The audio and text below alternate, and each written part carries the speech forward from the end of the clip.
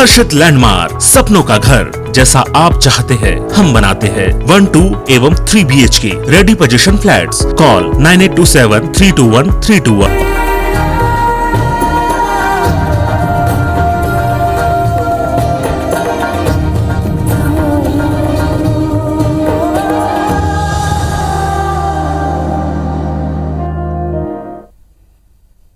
नमस्कार, बहुत बहुत स्वागत है आप सभी का हमारे खास कार्यक्रम धरोहर में। मैं हूं आप सभी के साथ रचना नीतीश।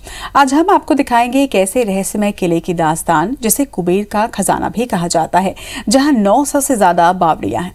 किले का निर्माण 18वीं शताब्दी में हुआ था, लेकिन इस किले में बनी बावड़ियों का पानी, जिसका इस्तेमाल किसान फसलों के लिए करते हैं। ये किला मध्य प्रदेश के छिंदवाड़ा जिले में स्थित है। आखिर क्या है बावड़ियों के गढ़ देवगढ़ की कहानी, आइए देखते हैं।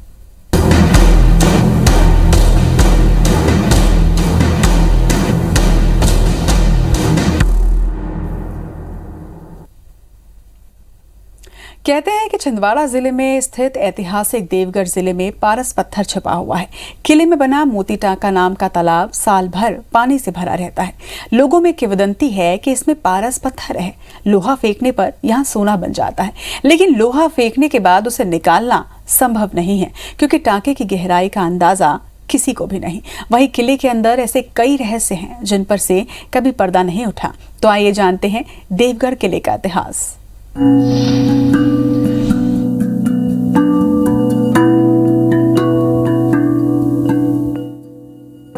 देवगढ़ किला छिंदवाड़ा जिले से लगभग 42 किलोमीटर की दूरी पर 650 मीटर ऊंची एक पहाड़ी पर है, जिसे देवगढ़ किले के नाम से जानते हैं। ये छिंदवाड़ा जिले का एकमात्र ऐतिहासिक और गौरवान्वित करने वाला किला है।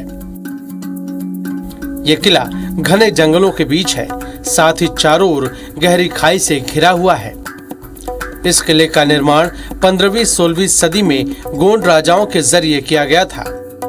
देवगढ़ किला मध्य भारत में गोंडवाना साम्राज्य के वैभव और समृद्धि से जुड़ा देवगढ़ किले का इतिहास आज भी अपनी गौरवशाली विरासत को दर्शाता है। देवगढ़ किले के बारे में कोई ज्यादा लिखित प्रमाण तो नहीं है, लेकिन बादशाह नामा और मुगलों के साहित्य में देवगढ़ वर्णन मिलता है। अकबर के समय देवगढ़ पर जाटवा राजाओं का राज्य हुआ करता था।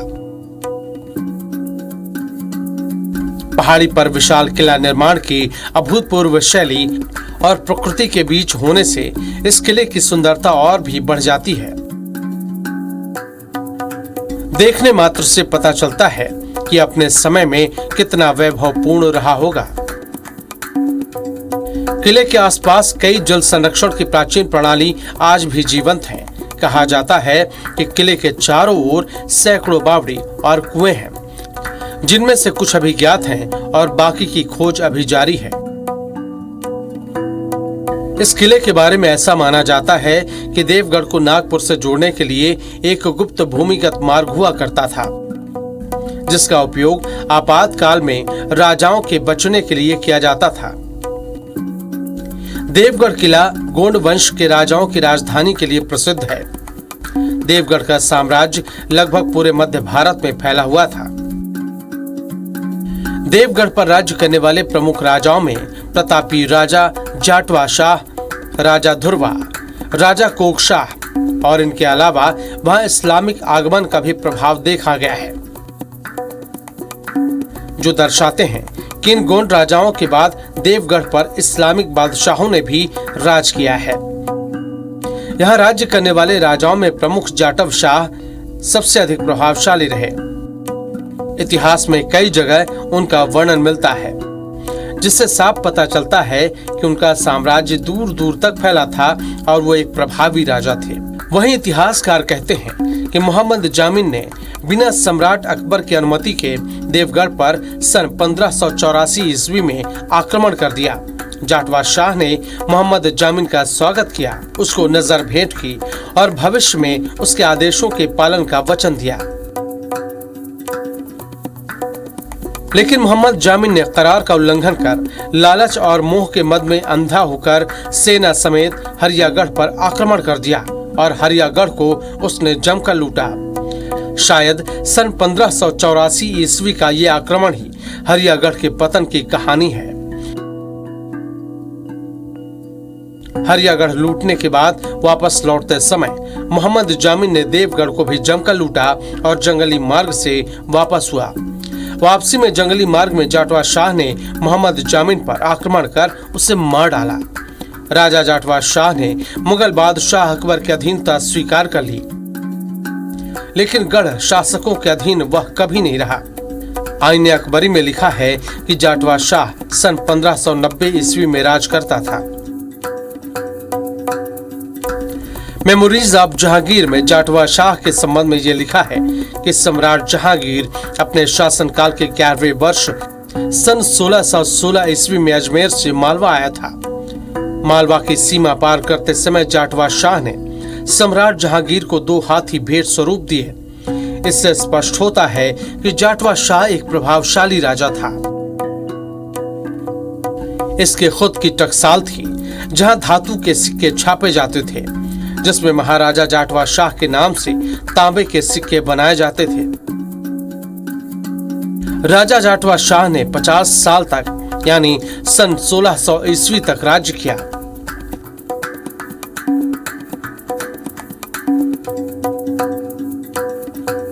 किले में प्रमुख रूप से देखने के लिए मोती टाका, प्राचीन चंडी मंदिर, कचहरी और नक्कार खाना है। इस जगह की खूबसूरती आप इस किले में जाकर देख सकते हैं। अजय द्विवेदी, IBC 24, छिंदवाड़ा। वाकई देवगढ़ किले की महानता और यहाँ की प्राकृतिक सुंदरता सचमुच अद्भुत है।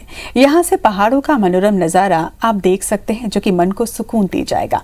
जब आप देवगढ़ पहुंचे तो किले के अलावा वहाँ कौन कौन सी पर्यटक स्थल देख सकते हैं, यहाँ कैसे पहुंच सकते हैं, आइए आपको ये भी दिखाते हैं।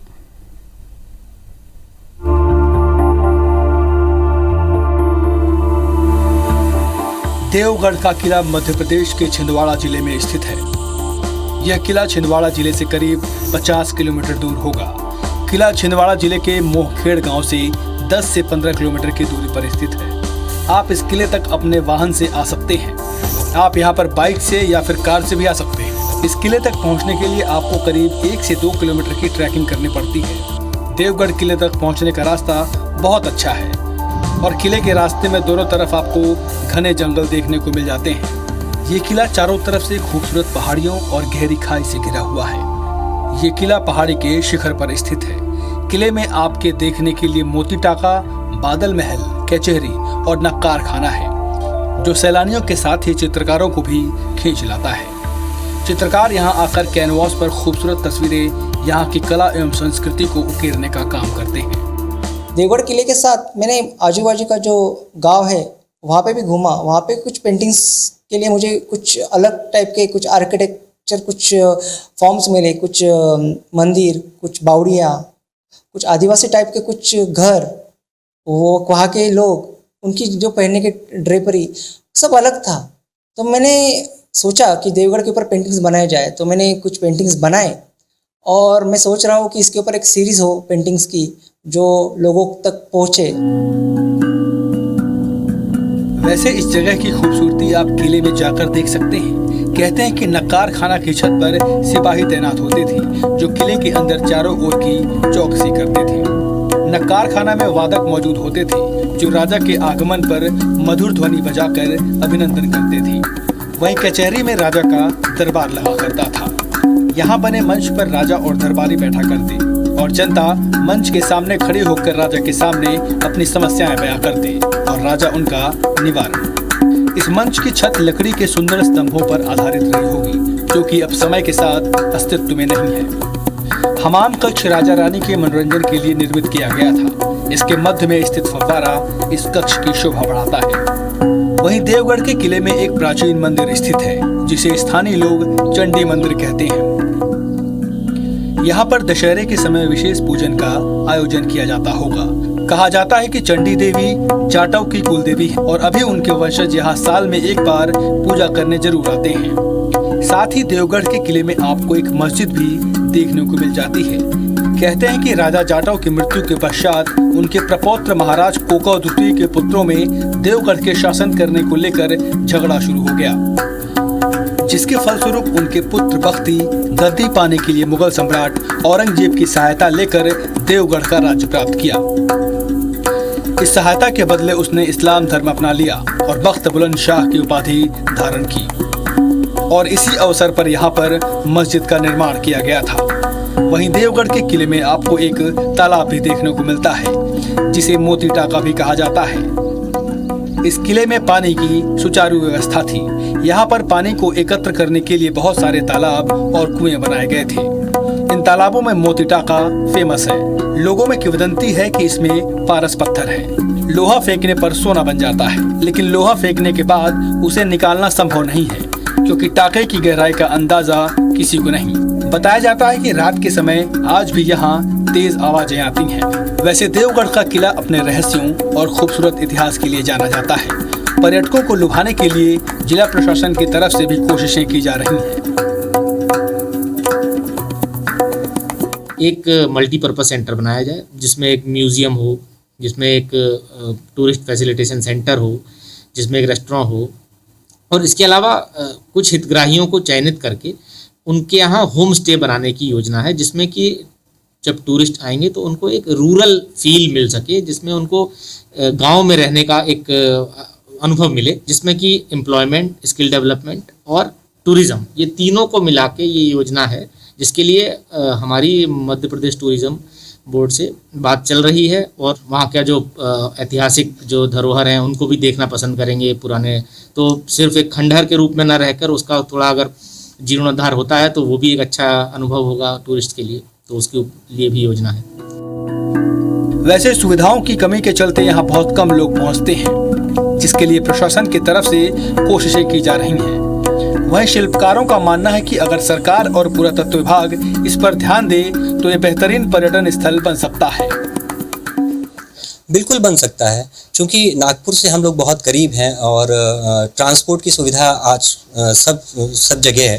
पर्यटन के लिए जो सबसे मूलभूत संरचनाएं होती हैं, रोड और रुकने ठहरने की व्यवस्था, इस तरह की व्यवस्थाएं छिंदवाड़ा और छिंदवाड़ा के आसपास पूरी तरह से मुकम्मल हो चुकी हैं। तो पर्यटन की दृष्टि से मुझे लगता है कि एक बहुत महत्वपूर्ण स्थल है देवगढ़ और पातालकोट, और यहाँ के जो आसपास प्राकृतिक जो झरने हैं, बहुत सारी चीज़ें हैं जो छिंदवाड़ा में अभी एक्सप्लोर करने की ज़रूरत है। वैसे तो इस किले में लोगों को आकर्षित करने के लिए बहुत सारी चीज़ें हैं, लेकिन यहाँ पर बहुत सारी चीज़ें नष्ट हो चुकी हैं। अब उनके अवशेष ही बचे हैं जिन्हें आप देख सकते हैं और अपने पुराने समय को याद कर सकते हैं। प्रशासन को भी समय रहते इस पर ध्यान देना चाहिए, वरना ये ऐतिहासिक किला खुद ही एक इतिहास न बन जाए। अजय द्विवेदी, IBC 24, छिंदवाड़ा। देवगढ़ के राजवंश ने विश्व पटल पर भी अपना नाम स्वर्ण अक्षरों में दर्ज करवाया। जी हां, आपको जानकर यह हैरानी होगी कि अपने शासनकाल में राजा जाटवा शाह ने अपनी प्रजा और सेना की जलापूर्ति के लिए 800 कुएं और 900 बावड़ियों का निर्माण करवाया था, जो इस राजवंश की वैभवशाली इतिहास की कहानी को बयान करती है।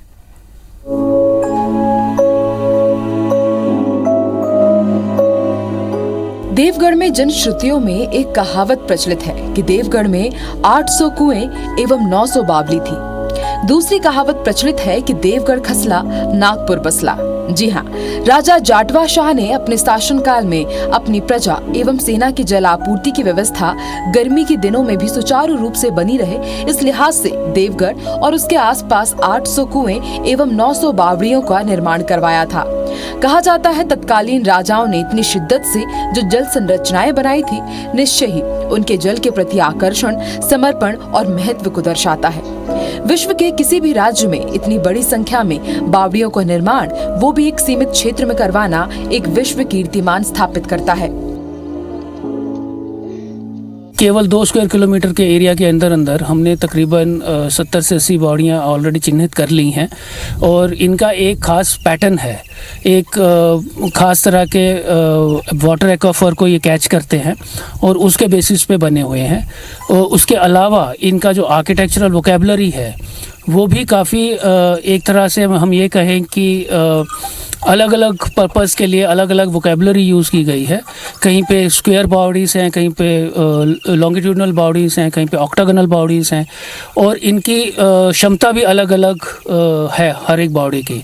तो हम ये समझते हैं कि ये देवगढ़ जो इलाका है, जो वैली है पूरी, एक समय में काफ़ी समृद्ध सेटलमेंट रहा होगा। ऐतिहासिक देवगढ़ की बावड़ियां भारतीय भूमिगत ढांचे की अनोखी मिसाल है। बड़ी बड़ी बावड़ियां देवगढ़ किले के चारों तरफ दिखाई देती हैं। ये बावड़ियां देखने में बहुत ही सुंदर और आकर्षक हैं, जो कि गोंड राजा जाटवा शाह और बुलंद शाह की वैभवशाली इतिहास की कहानी बयां करती हैं।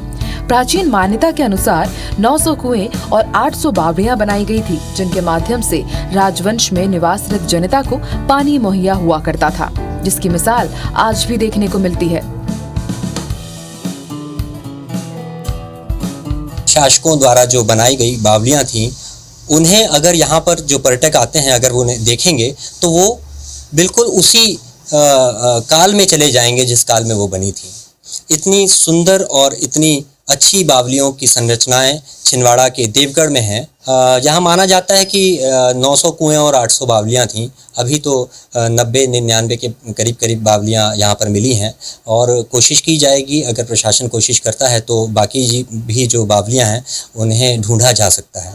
लेकिन वक्त के सितम के कारण ये बावड़ियां तकरीबन 400 साल से मिट्टी पत्थर की परतों के तले दबे रहे। अब इनके पुनर्निर्माण और जीर्णोद्धार का कार्य किया जा रहा है। इनकी सूरत संवार कर पुराने जमाने की चमकती धरोहर के रूप में इन्हें पुनः स्थापित करने और संवारने का काम जिला प्रशासन पिछले 1 साल से कर रहा है। कोरोना वायरस के दौरान जब अप्रवासी मजदूर खेत में वापस लौटे थे, तब इन्हें काम देने के उद्देश्य से देवगढ़ के समीप बावड़ी और कुएं की जीर्णोद्धार का काम प्रारंभ किया गया था। देखते ही देखते 90 से अधिक बावड़ी तथा 15 कुएं का पुनर्निर्माण हुआ है, जिनका उपयोग ग्रामीण अब खेती बाड़ी तथा पीने के पानी के लिए कर रहे हैं। इसके अलावा पूर्व में वहाँ काफ़ी सारी बावड़ियाँ बनाई गई थी जो लोगों के पानी के ज़रूरतों को पूरा करती थी। तो पूर्व में यहाँ पे उन बावड़ियों का जीर्णोद्धार किया गया है, जिसमें काफ़ी बावड़ियाँ जो है वो अब ठीक स्वरूप में आ गई हैं। कोशिश तो हमारी यही है कि बड़े पर्यटन क्षेत्र के रूप में हो, जिसका जो मेनली रूरल एक एक्सपीरियंस, जो रूरल स्टे, उसको लोग फील करने के लिए वहाँ पे आए। कहा जा सकता है जिस तरह से तेजी के साथ जिला प्रशासन देवगढ़ किले को सहेजने का प्रयास कर रहा है, निश्चय ही धरोहर के लिहाज से देवगढ़ और भी समृद्ध होगा और विश्व पर्यटन के मानचित्र पर अपनी खास जगह बनाएगा। अजय द्विवेदी के साथ ब्यूरो रिपोर्ट, IBC 24 छिंदवाड़ा। वाकई देवगढ़ अपने आप में अद्भुत है, अविश्वसनीय है, और इसलिए छिंदवाड़ा के पातालकोट के बाद अब पर्यटन को बढ़ावा देने के लिए देवगढ़ को चुना गया है। कहा जा सकता है कि देवगढ़ के लिए जो कार्य योजना तैयार की गई है, अगर उस पर सही अमल हुआ तो कुछ वर्षों में यह स्थान पर्यटन का मुख्य केंद्र बन जाएगा।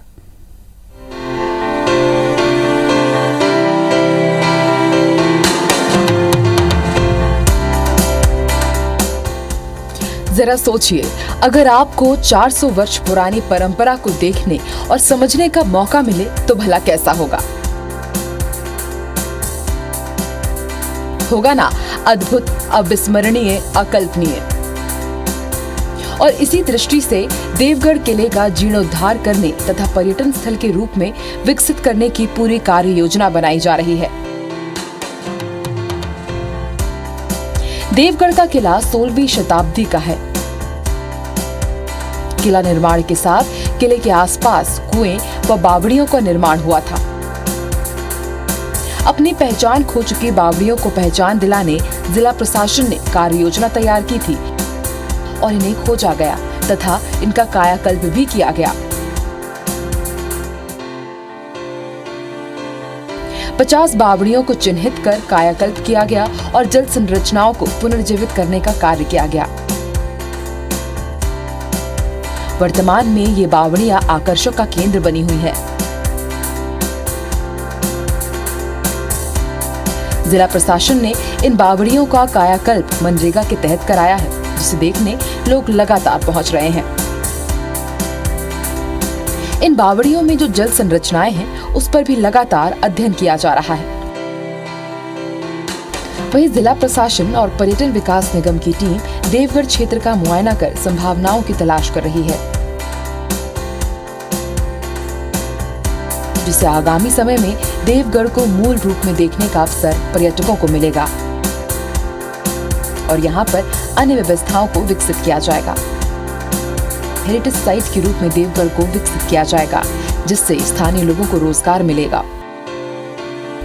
कार्य योजना इस तरह से तैयार की जाएगी जिससे देवगढ़ के इकोलॉजिकल सिस्टम को नुकसान न पहुंचे।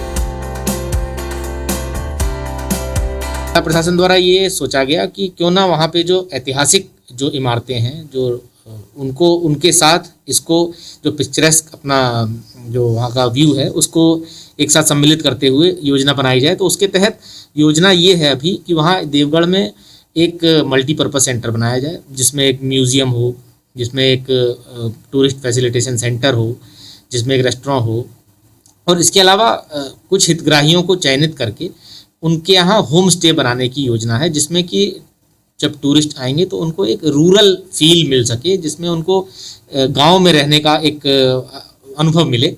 साथ में जो वहाँ के लोकल लोग हैं उनको एक गाइड का पाठ्यक्रम जो है, जिसको वन सारथी के रूप में हम लोगों ने उसको विजुअलाइज किया है, तो वन सारथी का उनको तो जिससे कि वो एक गाइड और साथ ही साथ जो उनके यहाँ जो गेस्ट आएंगे होम स्टे में रहने वाले, उनका जो एक जो आवभगत होती है उसमें उनका अगर उनको हम रोप इन कर सकेंगे तो उससे वहाँ के जो यूथ हैं, जो वहाँ के लोग हैं, उनको रोजगार भी मिलेगा। सिर्फ बहुत ज़्यादा भीड़ आ जाए और वहाँ का जो इकोलॉजी है, क्योंकि वहाँ की इकोलॉजी भी थोड़ी फ्रेजाइल है, तो ऐसा नहीं होना चाहिए कि बहुत ज़्यादा वो टूरिस्ट के भार के तहत वहाँ की इकोलॉजी को नुकसान हो।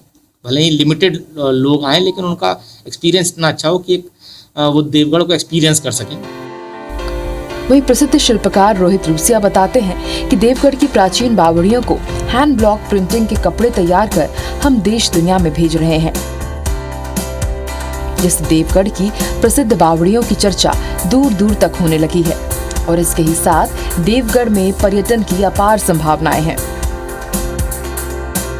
छिंदवाड़ा में पर्यटन को लेकर थोड़ा सा और काम करने की आवश्यकता है, ताकि हिंदुस्तान भर के और विदेशों के पर्यटक छिंदवाड़ा की इन ऐतिहासिक धरोहरों को देखें, समझें, जानें और छिंदवाड़ा के आसपास जितने भी पर्यटन स्थल हैं उनका भी मुआयना करें। साथ ही यहाँ की जो ऐतिहासिक पृष्ठभूमि है, गोंडवाना जो शासक यहाँ रहे हैं, उनके इतिहास के बारे में भी पर्यटक समझ सकें। तो पर्यटन की दृष्टि से मुझे लगता है कि एक बहुत महत्वपूर्ण स्थल है देवगढ़ और पातालकोट, और यहाँ के जो आसपास प्राकृतिक जो झरने हैं, बहुत सारी चीज़ें हैं जो छिंदवाड़ा में अभी एक्सप्लोर करने की ज़रूरत है।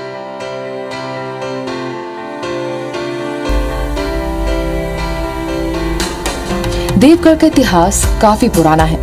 हालांकि इतने पुराने किले की ओर काफी देर से ध्यान दिया जा रहा है, लेकिन उम्मीद है कि जिले में पातालकोट की ही तरह देवगढ़ को भी जल्द ही पहचान मिलेगी, क्योंकि देवगढ़ में पर्यटन की काफी संभावनाएं हैं। अजय द्विवेदी के साथ ब्यूरो रिपोर्ट, IBC 24 छिंदवाड़ा। हमारे इस खास कार्यक्रम में आज के लिए इतना ही। नमस्कार।